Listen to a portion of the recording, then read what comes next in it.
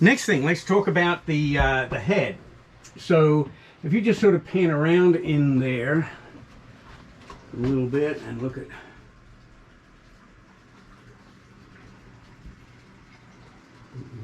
Okay, good. Okay, so that's the overview of the head. It's a little hard to show all of this because of the because it is a little cramped. Okay, so we're going to go in here and just have a look and see what we can do here. So first off, you do have a small shower here. It's again recommended that you don't use it. This is rather a small area, as you've noticed. So when you're using the water here, it's not going to come on. You have to use the control on the back of this thing to make it work. So if somebody's messed with it and you turn the water on here, it's all coming out of the shower, that's how you turn it off. Okay, in here there's a few odds and ends, some stuff that people have left here, and some more toilet paper in the cabinet here. In this space down here, the owner's got some antique pots and pans and stuff, so we just don't mess with that at all.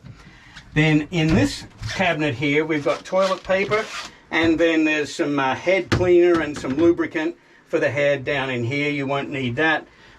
This is the main thing that you're going to need here. Okay, so now I want to show you the doors on these. This door works the same as that door. They are amazingly fragile, and I want to show you how to operate them, okay? So when you get in here, you can't even see how it works until you get far enough in here and actually get on the toilet, and you can see it. But there's a latch here, okay? So you can't just grab this and yank on it, otherwise it'll break this stuff. Then when you open it up more, it's got this sort of semi-Velcro stuff that's pretty heavy duty, and that takes a bit of a yank to get it undone. Okay, so that's how you operate the door. You have to screw it around there to make it to get it to operate like that. Close it up and then push that in there and put the latch on. If you don't explain this to people, what they'll do, they'll come in here and they'll grab this and just yank it.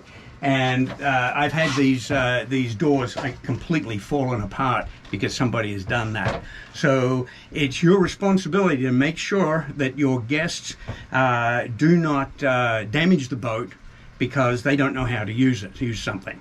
And it's not that they're stupid or anything like that. It's just the stuff that's on a boat is oftentimes quite different to what you're going to find at home, and they're just not used to how it operates. So it's up to you to show them correctly and make sure they do it correctly. Okay, good. Okay, now with that in mind, let's talk about the head. It's one of the key things here. I'm going to have a operating instructions up here in a little while, but I'll just tell you as we go through. So I'm going to go through at full speed here and just tell you how this works. Okay, so you open the head here, and there should be just a tiny little bit of water down the bottom. You've got a pump handle here and a paddle valve right there. This paddle valve has two positions: the wet position, or the flush position, and the dry position. Okay, so here's how you do it. You come in, you flip this over to wet, you have a pee, and then you start pumping.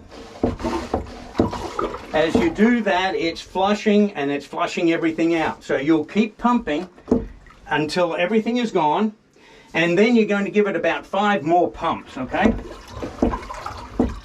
And what you'll be left with is a little bit of water in there like that. Okay, so now you're done, except for one thing. We don't want that water sloshing around, so flip the paddle valve over to dry and start pumping, and you'll get almost all of the water out.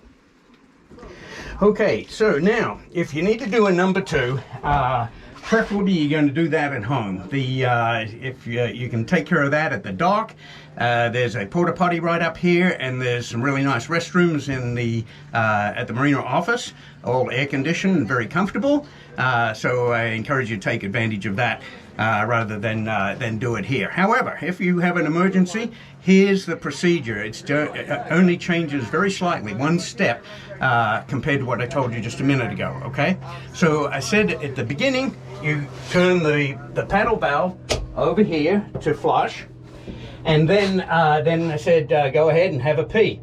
If you need to prime the bowl, then what you do is start pumping here for a little bit.